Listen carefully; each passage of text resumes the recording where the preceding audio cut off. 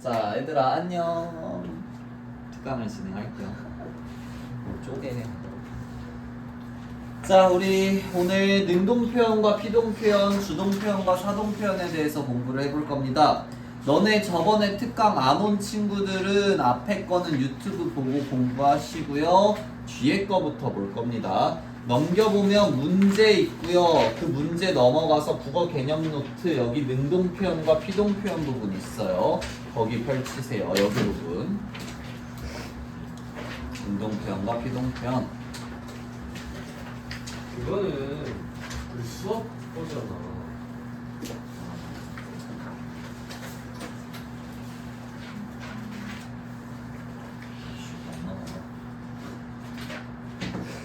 다 찾았어? 여기까지 있어.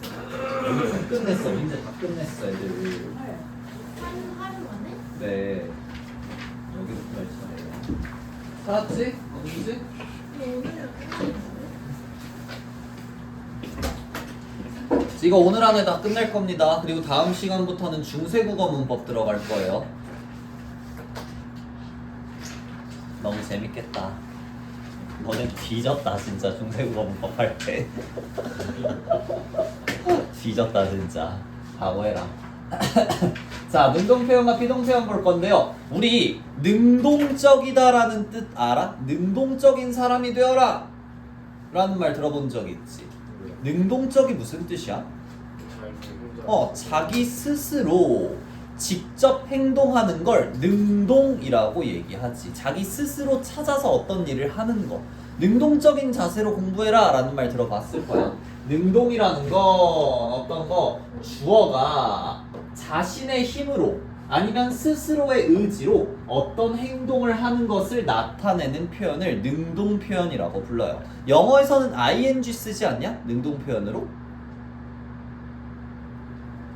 I going to school 뭐 이런 식으로 맞냐? 문법적으로 틀린 거 없냐? 아닌 것 같은데요? I 동사가 없는데. BING 쓰면 뭐 달라지지 않냐? I am going to school이야? 야, 난 국어 선생님이잖아.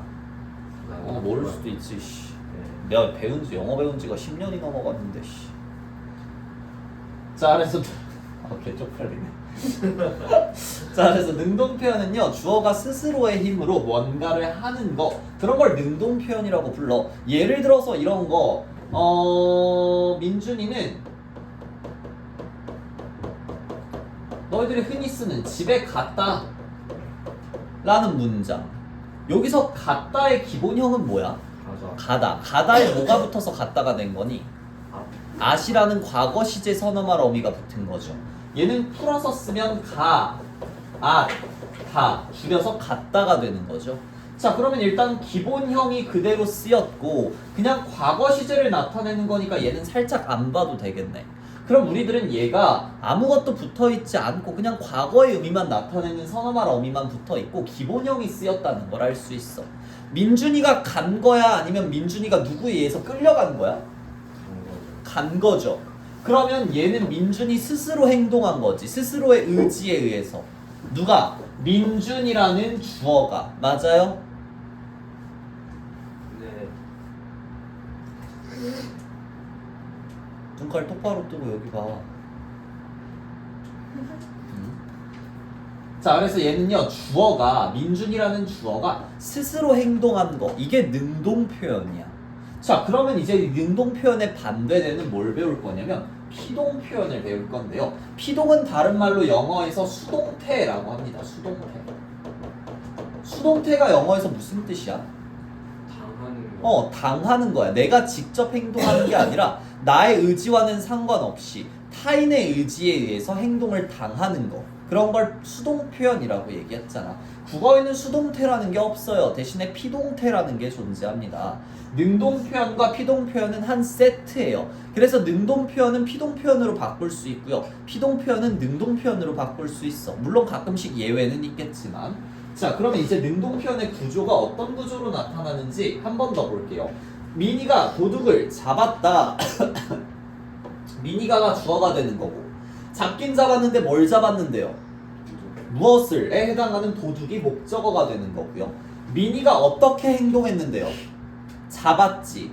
주어의 행동이나 동작 같은 걸 나타내는 서술해주는 걸 서술어라고 부르지. 그럼 여기가 서술어가 될 거야. 잡았다의 기본형이 뭐야? 잡다. 잡다지. 그러면 여기에 뭐가 붙은 거니 지금 사이에? at이라는 과거 시제를 나타내주는 선어말 어미가 붙은 거지. 그래서 잡다가 기본형이고요. 그냥 얘는 과거를 나타내는 잡았다가 될 거야. 자, 그러면 민이가 도둑을 잡은 거야? 민이가 잡힌 거야? 잡은 거야. 민이 스스로 지금 행동한 거지. 그럼 이건 뭐가 되는 거야? 능동 표현이 되겠네. 이해했어요? 자, 그러면 이제 한번 얘를 피동 표현으로 한번 바꿔봅시다. 피동 표현으로 바꾸면 일단 어떻게 바꿀 수 있을까? 피동 표현으로 바꿔볼게. 민이가 도둑에게 잡혔다? 라고 쓰면 좀 어색하죠. 어떻게 바꿔야 돼? 도둑이 민이에게 잡혔다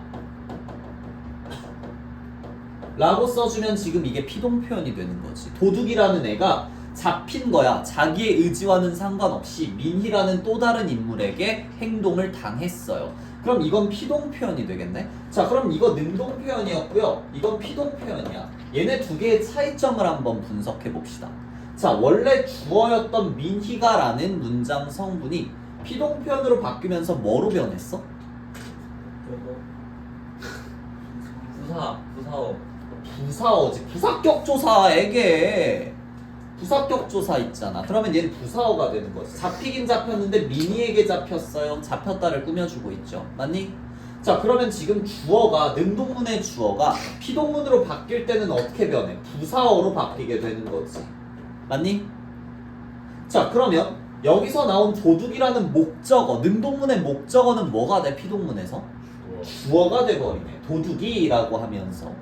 자, 그러면 잡았다가 지금 뭐로 변했어요? 잡혔다. 자, 한번 분석해봐. 잡았다는 잡다라는 기본형의 어간 잡에다가 종결어미 다에다가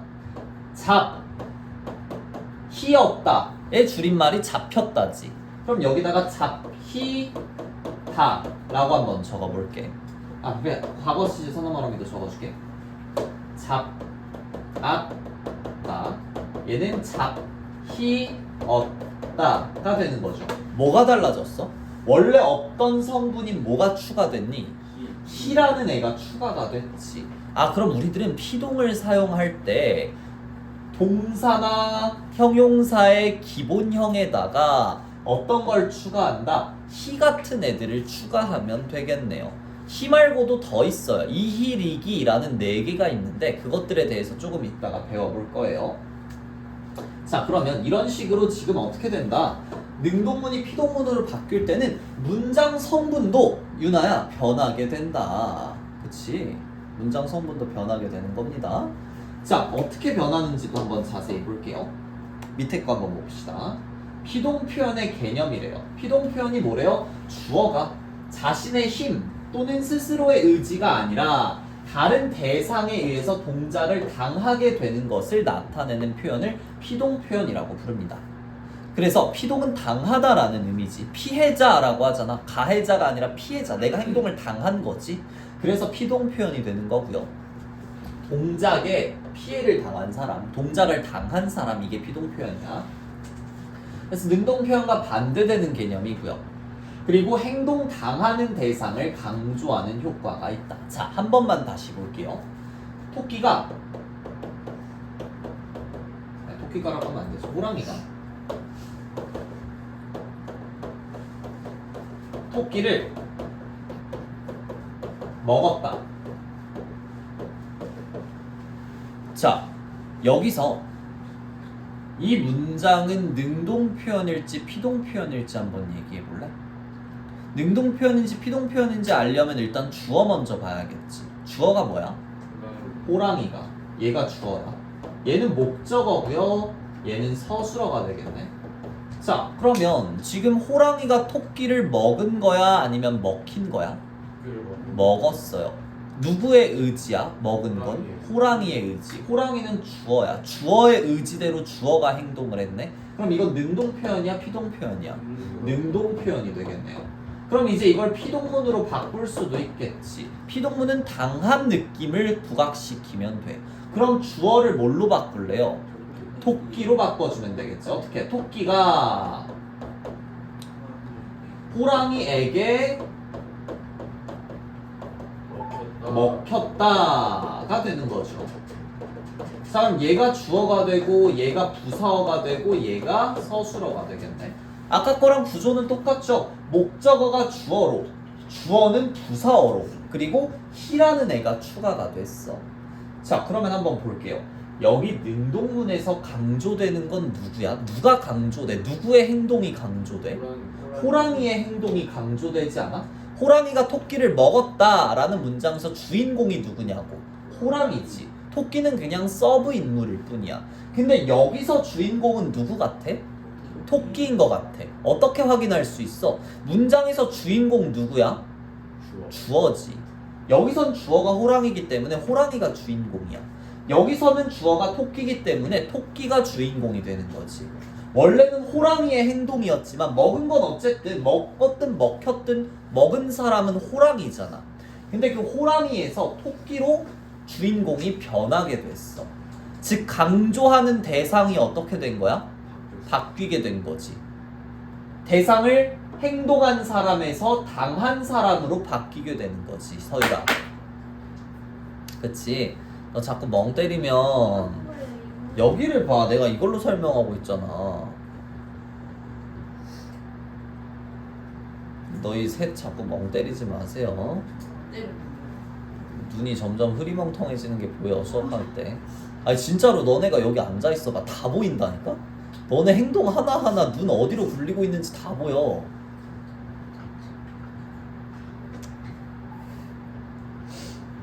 아우 진짜.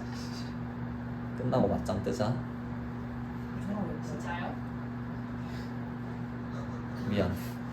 자, 그래서 저렇게 진짜요라고 하는 애도 처음이니. 자, 호랑이가 토끼가 뭐 이런 식으로 해서 지금 문장에서 행동 당하는 대상, 즉 피동의 대상을 강조하는 효과를 주는 피동 표현이었습니다. 피동은 당하는 입장이 강조가 된다. 자, 그러면 세 번째, 행동하는 주체가 분명하지 않거나, 즉 행동하는 주체, 어렵게 나왔지만 다른 말로 뭐야? 주어지, 주어. 주어가 확실하게 드러나지 않거나 굳이 밝힐 필요가 없을 때 피동을 쓰기도 한다. 자, 예를 들어 이런 거예요. 벌써 하늘이 어두워졌다. 벌써 하늘이 어두워졌다. 야, 이거 피동문인 것 같아? 능동문인 것 같아? 피동문인 것 같아? 이유가 뭐야? 하늘이라는 대상이 어두워짐을 당한 거지. 지 스스로 어두워졌다고 볼 수 없어. 하늘은요, 행동할 수 없는 존재야. 그냥 자연 현상에 의해서 얘가 어쩔 수 없이 어두워진 거야. 얜 피동으로 가야 돼. 조금 이따가 더 확실하게 구분하는 방법 알려줄게요. 그러면 지금 얘는 누가 하늘을 어둡게 만든 거야? 시간 또는 자연 현상이 하늘을 어둡게 만든 거지. 정확하게 풀문장으로 쓰면 서유라 어떻게 될 것 같아? 자연 현상이 하늘을 어둡게 만들었다. 이런 식으로 쓸 수 있겠지. 맞아요? 근데 굳이 그렇게 쓰는 사람이 있냐? 야, 하늘이 어두워졌어 라고 얘기하지. 야, 자연 현상이 하늘을 어둡게 만들었네? 라고 얘기하는 사람이 있어요? 없지. 굳이 주체를 밝히지 않아도 될 때 피동 표현을 사용한다는 거야. 또 뭐 있을까? 예를 들어서 다른 것도 한번 해볼게.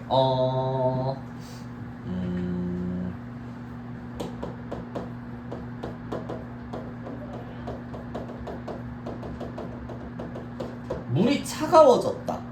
물이 차가워졌다라는 문장을 보자. 여기서 주체 누구야? 물이 주체야. 물이 스스로 차가워진 거야? 아니면 다른 외부적인 환경에 의해서 차가워진 거야? 다른 외부 환경에 의해서 차가워진 거지. 자, 그러면 이거 물이 차가워졌다라고 쓰니? 아니면 물이 외부 환경에 의해서 차가워졌다라고 쓰니? 그냥 물이 차가워졌다라고 쓰지. 굳이 물을 차갑게 만든 주체를 밝힐 필요가 있어 없어? 없어요. 그렇기 때문에 이럴 때는 피동 표현을 사용한다는 얘기예요. 네 번째, 행동에 대한 책임을 회피하려는 의도로 쓰기도 한다. 자, 예를 들어서 우리 항상 서유라! 아니 왜요? 뭘 외워야 씨, 멍 때리고 있잖아. 누가 봐도 딴 생각하고 있잖아. 너 여기 앉을래? 이거 치우고 여기 앉을래? 얘랑 자리 바꿀래? 자, 예를 들어서 일기예보에서 자주 사용하는 말이 뭐야? 오늘은 날씨가 춥습니다. 오늘은 눈이 옵니다. 라고 얘기하는 일기예보 있나요? 이렇게 얘기할걸? 오늘은 날씨가 추워질 것으로 보입니다. 오늘은 눈이 올 것으로 보입니다. 오늘은 비가 내릴 것으로 보입니다. 이런 식으로 얘기해. 항상 일기예보에서는. 왜 이렇게 뭐뭐 할 것 같습니다. 라고 하면서 불완전하게 그 약간 불확실하게 얘기하는 거야. 확실하지 않아요. 일기예보는 뭐다? 확실하지 않아요. 그렇기 때문에 자기들이 책임을 지기 싫은 거야. 야, 만약에 너네가 농부라고 생각해봐. 농부야. 근데 오늘 비가 올 거라고 일기예보에서 얘기를 했어. 일기예보에서 오늘은 확실히 비가 옵니다 라고 얘기를 해가지고 농부가 아 좋댔다 아직 다 농사 다 안 지었는데 해가지고 급하게 농사를 막 마무리했어. 제대로 익지도 않았는데 다 급하게 막 열매들을 따버렸단 말이야. 비 맞을까봐. 근데 갑자기 비가 안 와. 날씨가 쨍쨍해. 그럼 이거 누구 책임이야? 기상청 책임이지. 맞아요? 그럼 기상청은 어쩔 수가 없이 농부한테 손해배상을 해줘야 될 수도 있어. 근데 여기서 문장 워딩을 바꾸면 어떻게 돼? 오늘은 비가 올 것으로 보입니다 라고 한다면 어때? 이건 정확하게 지금 얘네 기상청이 확실하게 얘기해 주는 거야? 내가 낙서해 줄까 손에? 아니요. 아니 그냥 제발 딴짓 좀 하지 마 제발. 자, 그래서 오늘은 비가 올 것으로 보입니다 라고 얘기한다면 불확실하게 얘기하는 것 같기 때문에 얘네는 책임질 필요가 없어. 기상청은. 이렇기 때문에 책임 소재를 회피하기 위해서 피동을 사용하기도 해요. 근데 이게 왜 피동이에요? 오늘은 눈이 올 것으로 보인다가 왜 피동이에요? 밑에서 볼게요. 밑에서 볼게요. 피동 표현을 사용하는 방법이야. 피동 표현을 만드는 방법이야. 여기 중요해. 별표 3개. 피동 표현의 종류에는 단형 피동과 장형 피동이 있어요. 다른 말로 파생적 피동, 다른 말로 통사적 피동이라고 얘기하는데 하나하나씩 살펴볼게요. 너희들 혹시 이 개념에 대해서 알고 있어요?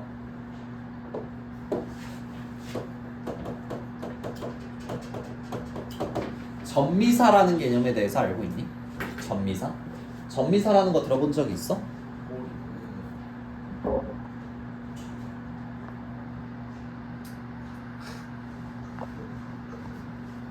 괜찮아. 자, 전미사. 다른 말로 말하면 접사죠, 접사. 접사의 종류 중에 이제 위치에 따라서 접두사가 있을 수도 있고 전미사가 있을 수도 있는 거지. 자, 접자가 무슨 접자야? 붙을 접자야. 접착제할 때 그 접자예요. 그럼 사자는 뭐야? 품사 같은 거 얘기할 때 말씀 사자야. 그럼 얘는 붙는 말이라는 뜻이겠네. 접사는요, 붙는 말이야. 자, 그 접사의 정의에 대해서 얘기하자면 접사는요, 적어놔. 빈칸에다가 연계되니까 하는 거예요. 접사란 이거 문법적인 의미를 가지고 있으면서 어근에부터 특별한 의미를 더하거나 제한하는 역할을 하는 형태소예요.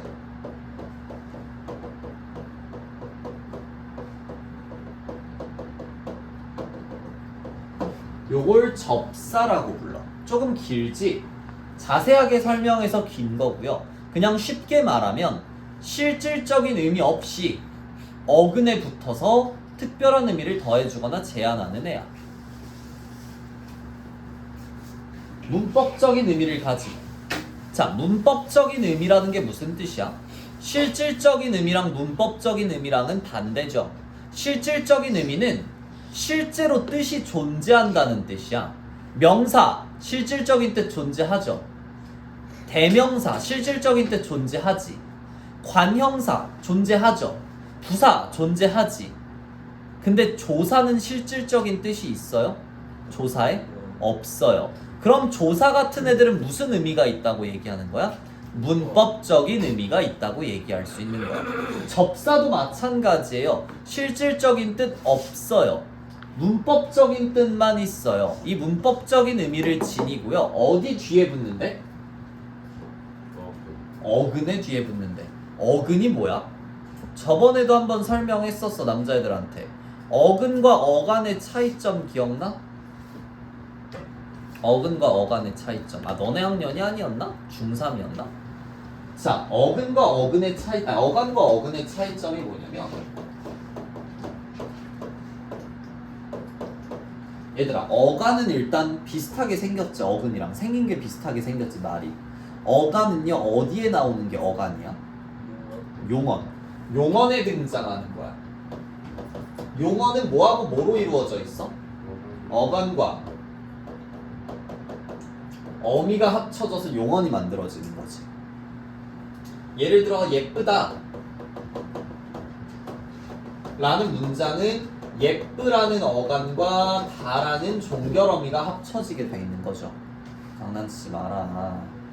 자, 그러면 예쁘다에서 이 어간인 예쁘의 실질적인 의미가 있나요? 다라는 어미의 실질적인 의미가 있나요? 예쁘라는 어간의 실질적인 의미가 존재하게 되는 거지. 가려봐. 다 라고 얘기하면 무슨 뜻인지 알아요? 몰라요. 왜 몰라요? 왜 몰라요? 다는 의미가 없기 때문이지. 실질적인 의미가 없기 때문이야. 근데 다 가리고 예쁘까지만 하면 얘가 어떤 용언인지 알 수 있어, 없어? 알 수 있지. 아, 예쁘다라는 어가, 예쁘다라는 용언이구나. 왜 알 수 있는 거야? 여기에 실질적인 의미가 담겨 있기 때문이야. 맞아요? 그러면 여기 부분을 어간이라고 하고 여기 부분을 어미라고 하잖아. 이렇게 용어는 어간과 어미가 합쳐져서 만들어지고 있어. 자, 그러면 이렇게 어간은요, 용언에 등장한다는 특징이 있고요. 실질적인 뜻 있어요, 없어요? 있어요. 그래서 정리하면 어간은 용언에 등장해. 용언에 등장. 첫 번째. 두 번째, 실질적인 의미가 있다, 문법적인 의미가 있다. 실질적인 의미를 가지고 있어요. 형태 변합니까, 어간? 안 변해요. 형태는 안 변한다는 특징까지 존재해. 자, 그럼 이제 어간에 대해서 봤으니까 어근에 대해서도 볼 거야. 어근이 무슨 뜻이야? 어근. 어자는 단어 할 때 어자라는 거 알겠는데 근은 무슨 근일까? 그렇지, 뿌리근. 너희 제곱근 배웠잖아, 작년에. 제곱근 루트라고 하지. 루트가 영어로 무슨 뜻이야? 뿌리라는 뜻이지. 뿌리 근자예요, 뿌리 근자. 그래서 제곱근이라고 하는 거야. 얘는요, 단어의 뿌리라는 뜻이에요. 단어의 뿌리라고 한다면 나무에서, 야, 뿌리 어디에 있어? 식물에 있는 거지. 식물에서 가장 중요한 부분, 영양소를 흡수하는 부분이 어디야? 뿌리죠. 뿌리가 가장 중요해. 단어도요, 어근이 존재하는데요, 단어에서 가장 핵심적인 부분, 실질적인 의미를 가지고 있는 부분을 어근이라고 불러. 자, 그럼 연필에서 어근 어디야?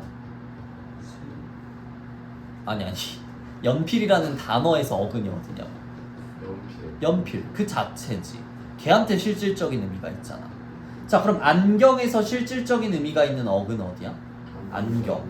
그럼 명사들은 전부 다 그 자체로 어근이야. 그러면 새라는 관형사 한번 볼게. 새 것 할 때 새. 새는 실질적인 의미가 어디에 담겨 있어? 새에 담겨 있지. 관형사는 그러면 그 자체로 어근이라고 볼 수 있겠네. 자, 그러면 먹다 같은 애 한번 볼까? 먹다는 두 개로 쪼개져. 먹이랑 다로. 맞니? 자, 그러면 여기 먹과 다 중에 실질적인 의미가 담겨 있는 부분은 어디야? 먹. 그럼 여기서 어근은 어디야? 먹이 되겠네. 즉 어근은요.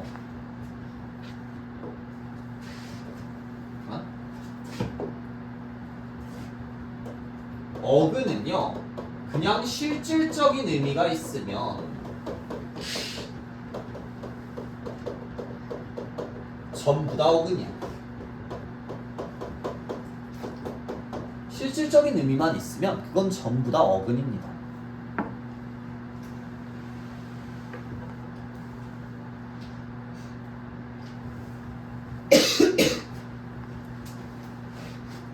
자, 그러면 아까 접사는 실질적 의미 있댔어, 없댔어? 없어요. 그럼 접사는 어근인가요? 아니요. 접사는 어근이라고 볼 수 없겠네요. 자, 그럼 어근을 한번 그림으로 그려볼까? 요 어근이라는 커다란 틀 안에 뭐가 담겨 있을까? 뭐가 있어요? 명사 들어갈 수 있죠. 대명사는 들어갈 수 있어요. 명사, 대명사, 수사는 들어갈 수 있어요. 관형사는 있어요. 부사는 들어갈 수 있어요. 감탄사는 들어갈 수 있지. 감탄사도 그 자체로 문장 하나의 문장이잖아. 의미 있잖아. 그러면 조사는 없어요. 조사에는 실질적 의미가 없기 때문이지. 조사는 바깥에 있어. 어간은요? 들어갈 수 있어요. 그럼 여기다 어간까지 집어넣으면 되겠네. 어미는요? 들어갈 수 없어요. 어미에는 뜻이 없잖아. 실질적인. 접사는요? 안 돼요. 접사도 실질적 의미가 없으니까 이렇게 들어가면 되겠네. 맞니? 이렇게 보시면 됩니다. 그래서 어근이라는 커다란 틀 안에는 너희가 알고 있는 품사들에다가 어간까지 들어가 있어요. 야, 그러면 동사는 여기 들어갈 수 있냐? 동사나 형용사? 느에는 뭐야? 네? 들어갈 수 있을까, 성빈아? 동사나 형용사는 어근에 들어갈 수 있을까? 가온이는? 왜 아닌 것 같아? 그럼 여기 있어야 돼? 그렇지. 새끼 뽀뽀 마렵네 진짜. 용언이 애초에 어간과 어미로 나눠져 있는 건데 어떻게 여기에 용언이 또 들어갈 수 있겠어? 그치? 얘는 이미 용언을 어간과 어미로 구분해서 이렇게 둔 거야. 절대로 여기 용언이 들어갈 수가 없어요. 자, 그러면 이제 어근의 뜻에 대해서도 알았어. 자, 그래서 접사는 어근이다? No, 어근이 아니다. 자, 그럼 어근은 어떤 거야? 첫 번째, 실질적인 의미만 있으면 다 어근이야. 실질적 의미만 있으면 오케이. 됐나요? 이렇게 집중하는 느낌이 안 들지? 원래 너네가 집중하면 딱 집중하는 그 냄새가 나거든? 근데 전혀 냄새가 나지 않아, 너는. 저도 하고 있어요. 저것 때문에 집중력이 흐려지니? 이거 끄면 집중 잘하겠네? 자, 그래서 어간과 어근의 차이점은 알고 있어야지. 시발, 이거 중학교 1학년 때 나오는 건데. 자, 그럼 이제 다시 접사에 대해서 살펴볼 거야. 접사는요, 문법적인 의미를 가지고 있는 애야. 즉, 실질적 뜻은 없다는 거야. 그리고 어디 뒤에 붙는데? 어근의 뒤에 붙는데. 우리 방금 했었죠, 어근. 실질적 의미가 있는 애들 옆에 찰싹 달라붙는 애야, 접사는. 그래서 특별한 의미를 더하거나 제한하는 역할을 합니다. 자, 예를 들어 사냥이라는 명사가 있다고 한번 볼게요. 사냥 뒤에 뭐가 붙을 수 있어? 꾼이 붙을 수 있지. 자, 사냥에는 실질적 의미가 들어가 있으니까 얘는 어근이라고 볼 수 있겠네. 어근 뒤에 붙은 요 꾼에는 어떤 의미가 있어? 실질적 의미 있나요? 아니요, 없어요. 얘는 근데 꾼은 무슨 뜻이냐면 어떤 일을 전문적으로 하는 사람, 어떤 일을 직업으로 삼는 사람이라는 뜻이 있어. 아니 18 선생님, 방금 이거 접사래매요. 접사는 뜻 없대매요. 실질적인 뜻 없대매요. 근데 이거는 왜 어떤 일을 직업으로 삼는 사람이라는 뜻이 있는 것 같아요? 그렇게 말하면 설명할 수가 없어요. 외워야 돼요. 얘는요, 접사는요, 실질적인 뜻이 있는 것 같이 보일 거야. 뿐, 뜻 있어요. 뭐 다른 뒤에 붙는 장이, 뭐 쟁이, 뜻 다 있어요. 근데 얘네들은 접사는 실질적인 의미가 없다고 봐. 얘는 문법적인 의미만 있다고 봐요. 그래서 얘는 어근으로 안 칩니다. 외워두자. 접사는요, 뜻이 있는 것처럼 보이지만 아니다. 문법적인 뜻만 가지고 있는 거다. 실질적 의미는 없다. 자, 그럼 접사 한번 조금만 더 살펴볼게요. 사냥꾼 방금 봤으니까 이런 거. 주먹 앞에 붙을 수 있는 접사 뭐 있어? 왼주. 맨주먹. 맨이라는 게 어떤 뜻인데? 아무것도 가지지 않은, 아무것도 없는 이라는 뜻이 있지.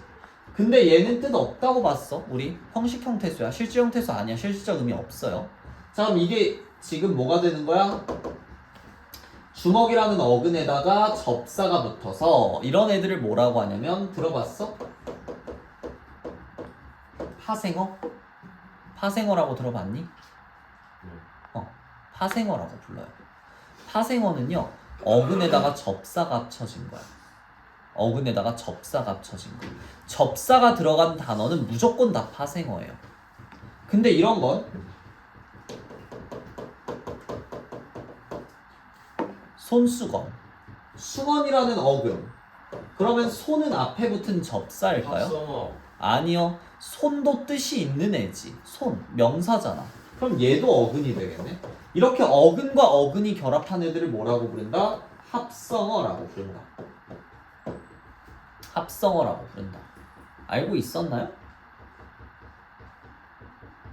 자, 다시 한번 그래서 보자. 괜찮아. 이제 배우면 되지. 자, 그럼 맨주먹 파생어고요. 손수건은 합성어가 됩니다. 정리하자면 어떻게 할 수 있는 거야? 어근과 어근이 더해진 건 합성어고요.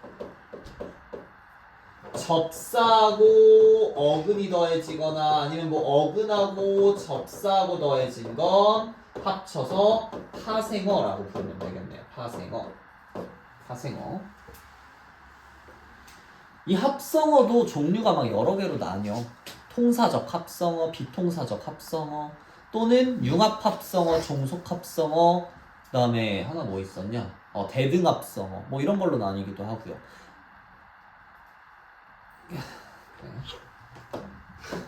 자, 그러면 다시 한번 볼게요. 접사는 뭐하고 뭐로 나뉜댔어? 접두사랑 접미사로 나뉜댔지. 두자가 무슨 두자? 머리. 머리 두자야. 미자는 무슨 미자야? 어미할 때 그 미자야. 꼬리 미자죠. 그럼 접두사는 앞에 붙는 접사. 어근의 앞에 붙는 걸 접두사. 어근의 뒤에 붙으면 뭐야 그건? 접미사가 되겠지. 맞죠?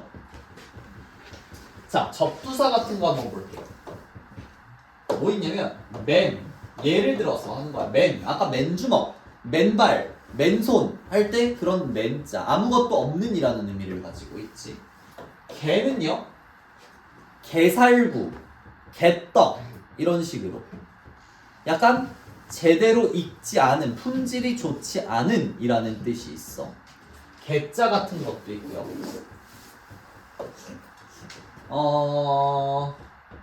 또 너네들이 알만한 게 뭐 있을까? 좋아. 날고기, 날생선 이런 것들 익지 않은 이라는 뜻을 가지고 있는 접사죠. 그치? 얘가 어근은 아니잖아. 자, 그러면 접미사에는 뭐 있을까? 아까 전에 썼던 꾼 아니면 어떤 일을 자주 하는 사람, 거짓말쟁이 할 때 그 쟁이 같은 거, 아니면 어떤 일을 잘해서 직업으로 삼는 사람, 장이, 대장장이, 옹기장이 이런 애들, 아니면 뭐뭐스럽다 같은 것들도 접미사예요. 사랑에다가 스럽다가 붙으면 사랑스럽다라면서 품사가 변하게 되지. 그래서 내가 저번에 얘기했었는데 우리나라에서 유일하게 품사를 바꿀 수 있는 게 뭐다? 접미사밖에 없다. 그래서 이런 거야. 얘는 품사 못 바꾸긴 하는데 품사를 바꿔주는 접미사들도 있어요. 자, 그래서 이런 것들을 전미사라고 합니다. 또 이런 것도 있어요. 하다. 뭐뭐 하다 할 때 하다. 이거 동사 아니에요? 아니야. 전미사로 보기도 해. 사랑하다 같은 것들. 사랑이라는 거 뒤에 붙어서 품사 바꿔주잖아. 사랑하다. 이런 식으로. 공부 뒤에 붙어서 공부하다. 공부는 명사, 공부하다는 동사. 바꿔주죠. 이런 것들을 전미사라고 불러요. 자, 그럼 어간과 어근 이런 전미사 같은 것들 접사에 대해서 살펴봤어. 접사를 왜 봤냐면 여기에서 나오거든요. 피동접사. 피동접사가 무슨 뜻이야? 접사는 접사인데요.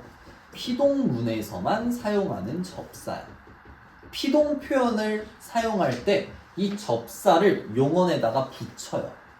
용언에다가 붙여요. 자, 얘를 어떻게 붙이는지 보기 전에 이 종류부터 외울게요. 쉬워요. 4개밖에 안 돼. 이희리기. 따라해봐. 이희리기, 이희리기, 이희리기.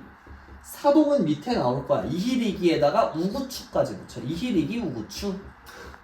그래가지고 요거 피동은요. 이희리기. 요거 딱 4개만 외워주면 됩니다. 이희리기. 외워두세요. 이희리기. 그래서 얘는 접사로 이가 붙는 거, 희가 붙는 거, 리가 붙는 거, 기가 붙는 게 있어요. 자, 예를 들어 한번 해보자. 보다, 보다, 보다는 동사죠. 보다에다가 이를 붙이면 어떻게 돼? 보다이? 이보다? 보이다가 되는 거지. 그러면 우리들은 보이다라는 게 쓰였으면 여기 있는 이는 접사구나. 그럼 이 새끼 들어간 문장, 예를 들어 성빈이가 보인다 라고 한다면 이거 능동문이라고 할 수 있나요? 왜 없어요? 보임 당했어. 지금은 얘는 뭐야? 보다에다가 이에다가 니은에다가 다가 붙은 거지. 보인다가 된 거지. 지금 여기 구성품 중에 뭐가 들어가 있다? 이가 들어가 있다. 이가 들어가 있으면 얘는 무조건 피동이겠네. 피동 아니면 사동이겠네. 둘 중에 하나로 분석을 해야지. 이거 피동 아니면 사동이야. 근데 사동은 아니죠. 얘가 시킨 건 아니니까 성빈이가 보인다. 내 눈에 성빈이가 다가와가지고 내 의지와는 상관없이 성빈이가 내 눈깔에 띈다. 이런 뜻이지. 맞아요? 요런 것들을 이가 들어간 피동접사라고 얘기해요. 피동접사 이가 들어간 문장이야. 희 같은 게 있을 수도 있어. 자, 먹다 라는 기본형 문장에 히를 붙이면 어떻게 돼? 먹히다. 먹히다. 뭐 예를 들어서 사람이 민준이에게 먹혔다 라고 한다면 뭐가 되는 거야? 히가 붙었으니까 그 사람은 자신의 의사와는 상관없이 민준이에게 잡아먹힘을 당한 거지. 장난이야. 자, 그래서 그런 것들, 이런 것들이 피동 표현에 사용되는 히, 접사예요. 리는 언제 사용될까? 리. 예를 들어서 부르다. 부르다. 부르다는 뭐야? 기본형이 부르다지. 내가 누군가를 부르는 게 부르는 거지. 이건 능동이야. 그럼 얘 뭘로 바뀔 수 있어? 불, 리, 다 라고 바꿀 수 있지. 성빈이는 우리에게 귀요미라고 불렸다. 아이요. 이런 식으로 얘기한다면 부르다에다가 리가 붙어서 불리다가 되는 거. 불림을 당한 거지, 성빈이는. 왜 이렇게 표정이 썩었어요, 나야? 성빈이를 귀요미라고 하는 걸 참을 수가 없어? 저는 싫으면 아무데나 하는 거 아니죠. 자, 그러면 기 같은 거 한번 볼게요.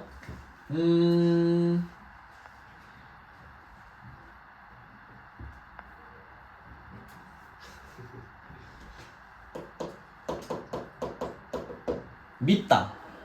믿기다. 믿기다로 바꿀 수 있지. 나는 그것이 믿기지 않았어 라고 할 때는 믿음을 당하지를 못했어. 그러니까 믿기다. 나는 그것이 믿기지 않았다 라고 한다면 여기서 믿기지 않았다 해서 요 기가 들어갔으니까 얘는 피동 아니면 사동이겠네. 사동은 뭔가를 시키는 건데 이거 시키는 거야? 아니면 내가 당하는 거야? 당하는 입장으로 봐야겠지. 나는 그것이 믿음이 당해지지 않았다. 도저히 믿어지지 않았다. 이런 식으로 바꿔야겠죠. 그럼 얘도 피동이 되겠네. 그래서 이런 기 같은 것들 아니면 뭐 안다가 안기다로 변하는 경우 예를 들어 태우는 선생님에게 안기였다 라고 한다면 태우는 선생님에게 안기다. 봐봐. 안기다가 이렇게 생각하면 안 돼. 태우가 와가지고 선생님 안아주세요 하면 선생님 품에 안긴 거 이렇게 생각하면 안 되고요.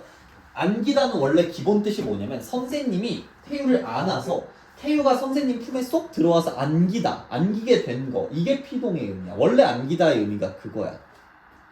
근데 너네들은 야 서율아 안겨 이러면 니네들이 와가지고 안긴다고 생각하는 거지. 근데 그게 아니에요 원래 기본형은. 그래서 안기다도 피동으로 봐야 합니다. 자 그래서 피동접사 뭐 있다? 이희리기 요 4개가 있다. 이희리기. 자 그러면 이희리기는 지금 뭐 때문에 피동문으로 바뀌게 되는 거야? 이희리기가 붙어서 즉 피동사 피동접사를 붙이면 동사가 피동사가 된다? 봐봐. 아까 전에 했던 먹다 일반적인 동사죠.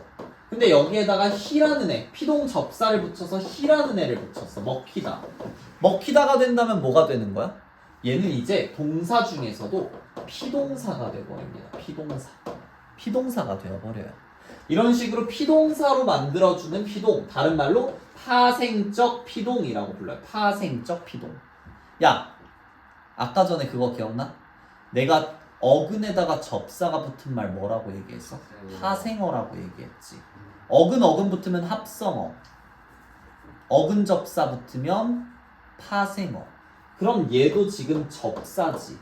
접사에다가 어간에 있는, 즉 어근은 어간이잖아. 어간이랑 어근이랑 똑같은 얘기잖아. 거기에다가 어근에다가 접사가 붙었지. 그럼 걔는 이제 뭐야? 파생어가 되는 거지.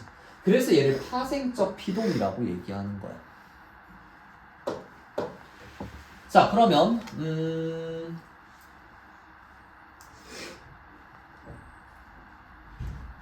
오케이.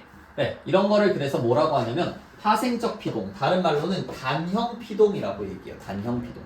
짧다라는 뜻이야. 야 봐봐. 파생어 하나 들어가면 길이가 어떻겠어? 상대적으로 짧겠지. 그래서 얘는 짧은 피동, 단형 피동이라고 얘기해요. 그럼 당연히 뭐도 있겠냐? 단형 피동이 있으면 장형 피동도 있겠지. 장형 피동은 요거야. 요거는요 뭐뭐 어지다에 의해서 만들어지게 돼요. 그리고 밑에 하나 더 적어 놓을게요. 뭐뭐 하게 되다. 요 2개는 반드시 외워놔야 돼요. 뭐뭐 어지다, 뭐뭐 하게 되다. 뭐뭐 어지다, 뭐뭐 하게 되다. 얘네 2개는 외우세요. 그래서 얘네들까지 총 6개. 이희리기에다가 뭐뭐 어지다, 뭐뭐 하게 되다까지 전부 다 파생이래. 피동으로 만들어주는 애들이야. 피동으로 만들어줄 수 있는 애들. 자, 어지다 어떨 때 쓰는지 한번 볼게요. 그래, 밝다. 얘에다가 어지다 붙으면 뭐가 돼? 발, 혀, 지, 다가 되는 거지. 밝히어지다. 맞아요? 밝히어지다가 되는 거야. 자, 그래서 얘네들 같은 애들을 뭐뭐 어지다, 밝히어지다, 밝히다, 밝혀지다, 밝혀지게. 아니다, 얘들아, 이거 예문 지워. 얘는 애매해. 이 예문은 지우세요. 다른 예문 써줄게. 밝아지다. 정확하게 말하면 밝혀지다는 이중피동인데 이중피동 조금 이따 배울 거거든.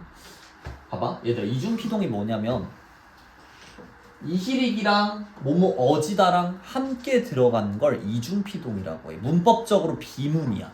잘못된 문장이야. 자 예를 들어 이런 거. 그는 우리 기억에서 잊혀졌다. 이거 올바른 문장 같이 보이지? 잘못된 문장 아닌 것 같지? 네. 서율아. 근데 이거 잘못된 문장이에요. 왜 잘못된 문장일까? 2개가 다시 들어가서. 잊혀졌다 한번 풀어서 써볼래? 뭐야? 잇, 지다. 히, 지어다. 지, 다. 잊히어지었다. 그러니까 여기 과거까지 쓰면 이치어지었다. 요게 되는 거지. 이치어지었다. 희는 어디에 나오는 애야? 저희 타생적 피동에 나오는 애지. 어지다는 어디에 나오는 애야? 동사 통사적 피동, 장형 피동에 나오는 애지. 얘네 두 개 같이 쓰여버렸네. 이중 피동이라고 해요. 피동이 두 개가 한꺼번에 쓰인 거. 이중 피동. 문법적으로 잘못된 말이에요. 그럼 잊혀졌다는 잘못된 말이니까 뭐라고 바꿔야 돼? 하나만 쓰면 잊히었다 해서 잊혔다.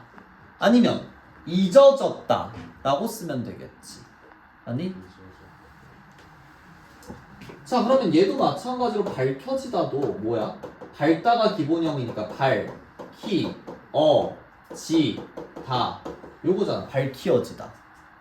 아니?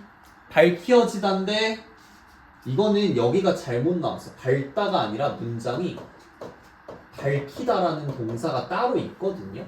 밝히다라고 나왔어야 돼. 그래야지 얘는 애초에 밝히라는 어간에다 그냥 어지다만 붙어버리게 되는 거니까. 이건 여기 교재에서 잘못 나온 겁니다. 자, 그래서 장형피동은 뭐뭐 어지다가 붙으면 돼요. 조금 어렵니? 좀 어려워? 조금만 더 천천히 할까?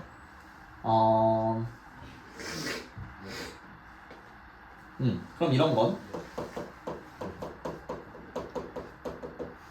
보여지다. 보다라는 애에다가 이에다가 어지다가 붙은 거지. 보이어지다. 아, 여기 어지는 여기 다 붙여야겠네. 그럼 얘도 뭐가 되는 거야? 이중 피동이 되는 거지. 보여집니다 라고 하면 돼, 안 돼? 안 돼. 어떻게 해야 돼? 보입니다 라고 해야지. 보입니다. 보입니다 라고 해야지. 아니면 봐집니다. 봐집니다는 조금 어색하니까 보입니다로 해야겠지. 뉴스에서도 이렇게 안 해. 이것으로 보여집니다 라고 얘기 안 하고요. 이것으로 보입니다 라고 얘기해요. 그래서 얘도 이중 피동이야. 보여지다 같은 애들도.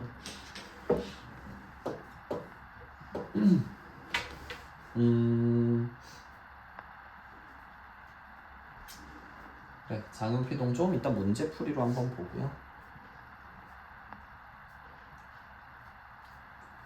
자, 그러면 이렇게 피동표현 한 번 더 복습합시다. 피동표현은 주어, 문장의 주어인 주체가 누군가에게 행동을 당하는 것, 그걸 피동표현이라고 얘기하지. 자신의 의지와는 상관없이.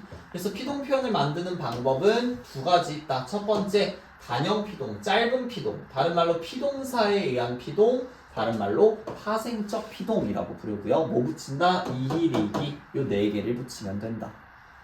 그래서 뭐 예를 들어 예문 쓰다가 쓰이다로, 뽑다가 뽑히다로, 풀다가 풀리다로, 안다가 안기다로 이런 식으로 이히리기가 쓰이게 되는 거죠. 장형 피동은 어떤 거야? 긴 형태의 피동으로 뭐뭐 어지다가 들어간 피동. 그래서 통사적 피동이라고 얘기합니다. 통사적 피동. 파생적 피동과 통사적 피동 헷갈리지 않게 외워두세요. 자, 그래서 피동 표현은 어떤 거? 뭐뭐 어지다가 들어가서 여기는 밝히다로 바꿨었지. 이 예문은 보지 말고요. 오케이. 그럼 5분만 쉬고 다시 시작할게요. 뒤에 거 주동사동 나가겠습니다.